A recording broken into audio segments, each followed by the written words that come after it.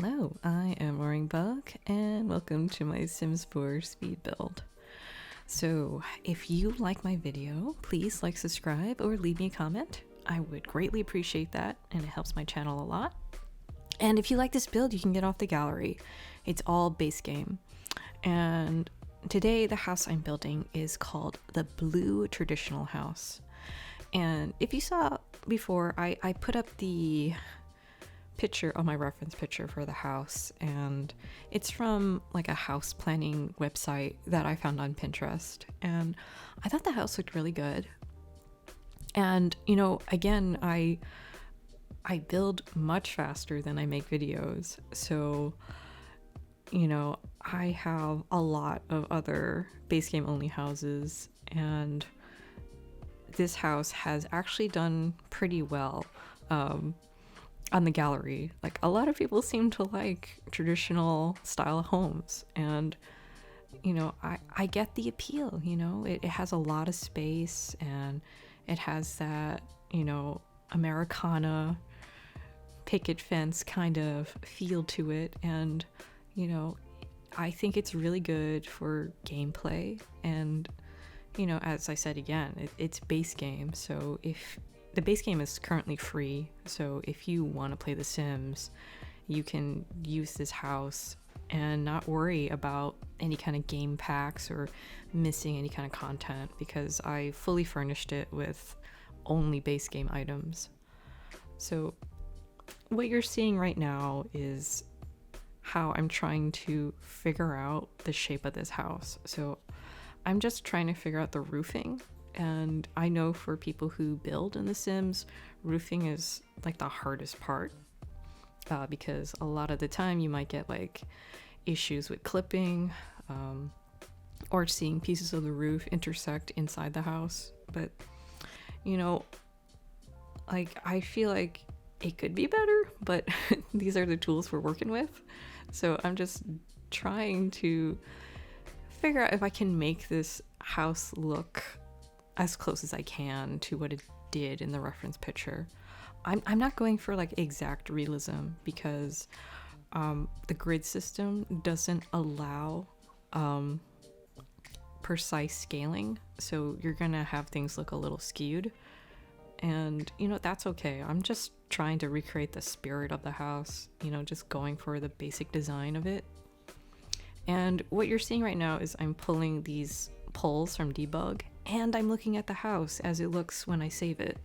I feel like that is the easiest way to see if my roof line looks symmetrical, because like when you're in build mode like you're seeing me do right now, I'm looking from an above bird's eye view, so I'm not getting a front view of the house. And this is when I scooch the house over a little bit, because I think the garage looks better when it's 4 tiles versus 3. 3 just looks a little too small for a car. But in The Sims, cars aren't a thing. Like, they have no gameplay. Like, you'll see them like drive around in the streets, but there's no interaction with those cars. Those cars are purely decorative.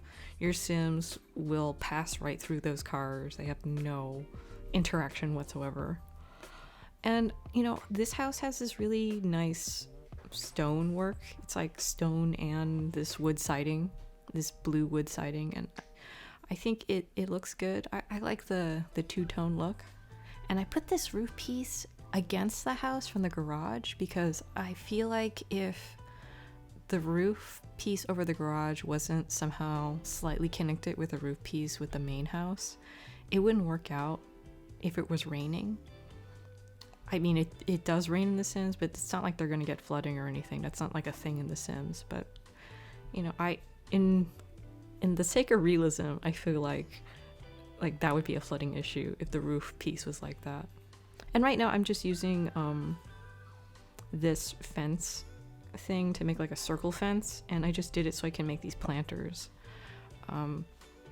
Curve pieces, even fence pieces, are actually really hard to use in The Sims, just because they don't really connect well with the rest of the terrain, and you'll see that as I go with the rest of my video. So right now I'm just putting pathing to the garage, and I use Control F in order to do half tiles for the front here.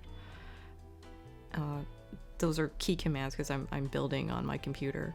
I'm really sorry if you're on console using PlayStation, because I don't know what the key commands are.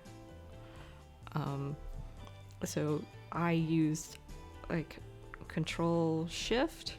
I use the Shift key after I have bb.move objects, and that is what I use in order to freely rotate items off the grid. So everything kind of just snaps on the grid system, but if you hold the Alt key and you activate bb.move objects, you can just freely move all your items. And I only use it when I'm placing plants or when I'm trying to put, I don't know, like an accent chair on an angle. I don't really use like alt placement for the furniture. Ideally, this back porch, I would have liked it to been raised on stilts on a platform, but I don't think it would have looked very good in the front of the house because they all move on the same foundation, and if I wanted on different foundations, then I would have to mess around with terrain tools, and that's a whole other can of worms trying to do terrain tools. It's not easy, kind of needs some practice, but you know, I like how this house is turning out, and I'm using a bunch of debug items in order to do landscaping. It's my go-to because it doesn't have any game cost to do it. So the terrain tools is basically all the landscaping and even buildings that you see decorating in the world. So, you know, all the stuff that you see on the curb, like the fire hydrant and all like the fences and stuff, is something that you can access by using debug items. And I like putting these little tufts of grass just to make the landscaping look less perfect and more realistic. And I'm trying to do like this backyard like area here with these stones, but then I realized I should invert it. I should make the inside concrete and the outside the stonework. And I just decided to put a little tree here, making it look really, you know, like a pleasant place you'd like to go out to. And I only raised the foundation by one. And, you know, I would have really liked it, like I said, if I made this backyard a little bit more grander, but I think it looks fine. You know, it's got this little eating area here in the back, and I'm just putting in like these little lights here, and, you know, just trying to put a little bit of this terrain paint just to give the house a little bit more realism, because when it's just sitting on perfect grass without any like dirt, it looks a little too perfect.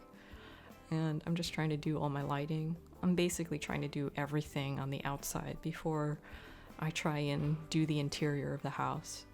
And it's always good to have some planters because it's great for gameplay, especially like trying to get your Sims to earn extra cash. It's really good to use planting. And since these poles that I used are debug poles, they're not part of the build and buy catalog, they don't snap into place as nicely as a regular pole, so I have to nudge them in the right direction by using the Alt key. So I'm just free placing them in the right place. And I kind of worked a little bit on this layout. I mean, I had a little bit of trouble with it. Mainly in the front foyer, because I wanted it to be a dining room. And then I realized I needed a bathroom. Don't forget your bathrooms. So I was like, okay, I need to figure out what I'm going to do here. So I put a chimney here because I generally like putting a chimney in my Sims houses because I just like having my Sims do Winterfest. And Father Winter isn't going to visit your house unless you have a chimney. So that's my reason. Oh, and I'm really sorry, but I forgot to put the railing in this house because I removed it in order to move the stairs, and I forgot to put it back. So just a simple disclaimer here. If you do download this house, it is missing railing on the top second floor.